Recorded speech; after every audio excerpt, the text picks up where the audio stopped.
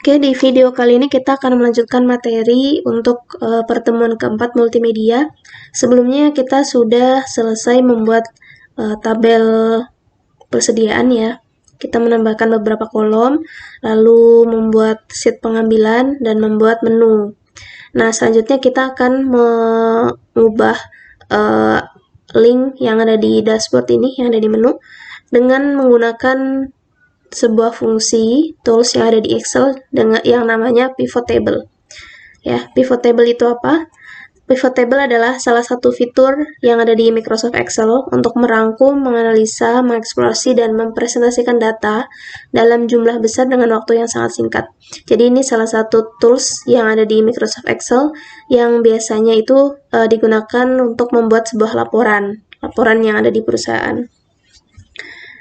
Manfaat penggunaan pivot table bisa mengelompokkan data berdasarkan kategori yang diinginkan. Jadi kita bisa menentukan kategori, misalkan apakah dilihat berdasarkan tanggal, dilihat berdasarkan barangnya, dilihat berdasarkan customer-nya, mungkin itu bisa menggunakan pivot table.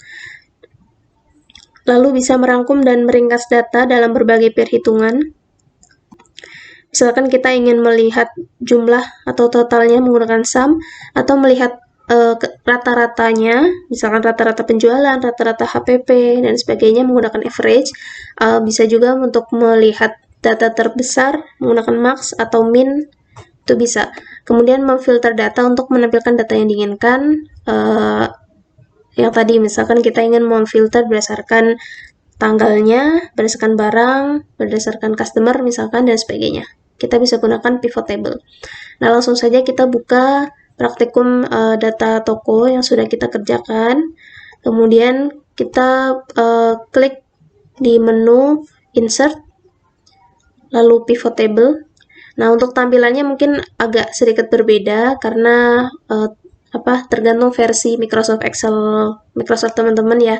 Di sini untuk Microsoft saya itu menggunakan Microsoft Office Home and Student 2019. Nah, mungkin yang versinya berbeda dengan milik saya, mungkin agak berbeda tampilannya. Nah, di sini saya contohkan di komputer saya 2019. Ya, klik insert, lalu pivot table, lalu di select a table order range, kita blok dari sheet penjualan, mulai dari tanggal, kita blok sampai terakhir, sampai profit. Lalu kita pilih untuk choose where you want the pivot table report to be replaced. Kita pilih new worksheet supaya nanti dia membuat sheet baru secara otomatis. Lalu kita klik OK. Nah, di sini adalah area untuk membuat pivot table. Jadi ada pivot table field yang digunakan untuk mengatur field-field yang kita inginkan, yang ingin kita tampilkan, dan ada untuk menampilkan pivot table-nya yang ada di worksheet sebelah sini. Nah, di yang sebelah kanan, di pivot table field, kita bisa menentukan field-field apa saja yang ingin kita tampilkan di dalam pivot table yang ada di worksheet ini. Misalkan saya ingin menampilkan tanggal, nama barang, ya tinggal kita checklist saja, unit, harga, jumlah harga, kemudian HPP, dan profit. Nah, jadi kegunaan pivot table itu seperti itu. Jadi dia akan otomatis menghitung tanpa perlu kita repot-repot gitu menghitung rumus satu persatu, tapi akan otomatis dibuat seperti ini. Ya, tinggal kita checklist field-field yang ingin kita masukkan. Misalkan saya ingin menampilkan di sini ada tanggalnya, ada nama barangnya, ada unit barangnya, harga, kemudian jumlah harga, HPP, dan profit. Nanti kalau misalkan di sini tersortir tanggal, maka akan dihitung otomatis di tanggal 25 bulan 3 itu ada total 14 penjualan dari 2 barang. Akan terhitung juga misalkan di sini total profit atau keuntungan di hari itu, misalkan Rp11.300. Ini hanya contoh saja ya. Nanti skalanya kalau misalkan sudah diterapkan di dalam perusahaan, Otomatis untuk perhitungan barangnya pun tidak hanya penjualan di satu hari hanya 2, 3, itu tidak mungkin. Pasti datanya bisa sampai 100, ratusan atau ribuan seperti itu. Nah, filter di sini kita bisa masukkan filternya misalkan tanggal. Jadi nanti akan muncul filter seperti ini. Kita akan melihat apakah datanya akan ditampilkan semua tanggalnya. Atau kita bisa memilih misalkan hanya di tanggal 25 saja. Atau misalkan selama 2 hari, 25 dan 26. Nah, maka yang ditampilkan adalah penjualan hanya di tanggal yang kita pilih itu saja. Oke, selanjutnya ini adalah pivot table dalam bentuk tabelnya saja.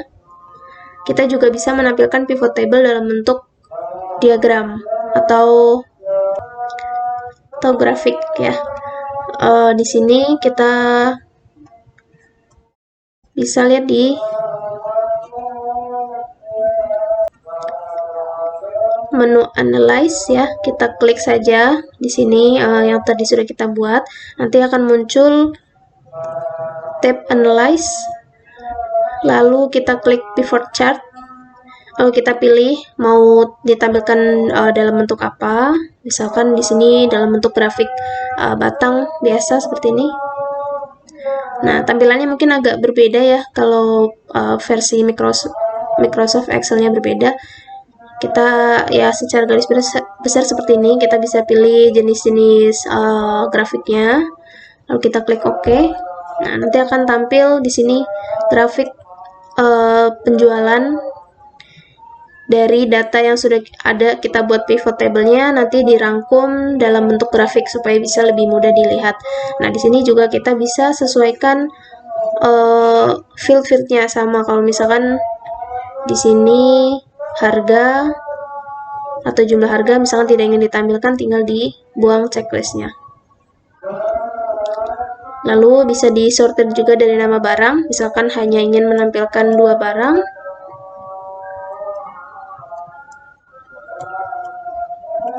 Atau ditampilkan semuanya, itu bisa diatur. Jadi lebih mudah jika kita menggunakan pivot table ini. Nah, untuk type summary-nya itu secara default di sini adalah sum of harga, sum of HPP, sum of profit. Padahal tidak semuanya data itu bisa di sum. Misalkan di sini kita edit ya, di filternya kita remove. Nah, nanti akan terlihat seperti ini. Di sini kita melihat misalkan di tanggal 25 bulan 3, atau kita sortir berdasarkan nama barang saja. Nah, kita lihat di Citato ada 2 penjualan di tanggal 15 dan 20. Di sini seharusnya harga itu tidak perlu dijumlah, karena ini kan harga itu kan per masing-masing item ya. Jadi kita lihat harusnya itu adalah rata-rata, harga rata-rata. Jadi Citato itu biasanya dijualnya rata-rata harganya berapa sih? Nah, di sini kita bisa ganti, klik di sum of harga misalkan ya. Lalu klik analyze. Lalu di field settingnya kita bisa ganti average. Oke. Nah, jadi akan terlihat Citato itu rata-rata dijual dengan harga 8.700, Lice 6.500, Mr. Bread 4.500, Teh Pucuk 3.500. Nah, kebetulan ini walaupun ada 2 penjualan harganya masih sama, tapi kadang bisa terjadi satu barang dijual dengan harga yang berbeda. Misalkan ada kenaikan harga atau penurunan harga. Nah, itu nanti akan dihitung di sini average-nya. Rata-rata harga jual per itemnya itu berapa, seperti itu. Dan untuk HPP juga sama. Bisa kita ganti di sini menjadi average. Baik, selanjutnya kita akan lanjutkan pembahasannya di part berikutnya untuk pivot table.